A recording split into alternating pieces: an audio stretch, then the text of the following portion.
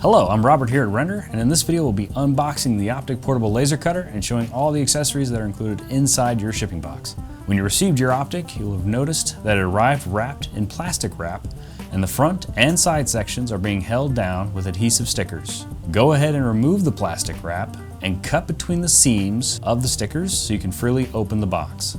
The shipping box and protective foam casing inside are 100% recyclable and can be reused not just for storing your Optic, but for all travel purposes as well if you wish to take your Optic somewhere local or even on a trip. To open your box, position it so the handle faces towards you. This will guarantee everything is sitting upright. Now that the box is open, the first thing you'll find is the top layer of foam that protects the Optic, and here we have the envelope with the Rendyr logo. The envelope contains your Getting Started guide, Rendyr sticker, power button indication sticker, a Hello World comparison piece, 1 black aluminum backing, and 3 orange Hello World test paper.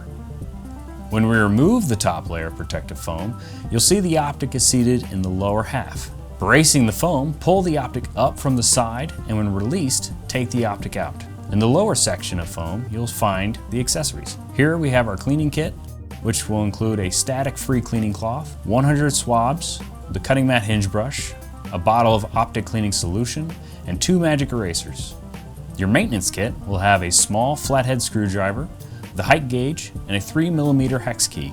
Also included are the power supply with 2 USB-C cables, and finally, a pair of laser safety glasses. Now let's take a quick look at the Optic and see what's inside. If we open the Optic up by unfolding the cutting mat, you'll see a protective masking applied to the mat itself. Go ahead and remove that to reveal the 12 by 18 inch grid underneath. With 2 hands, support the handles on both sides of the upper body and rotate clockwise so it's now perpendicular to the lower body.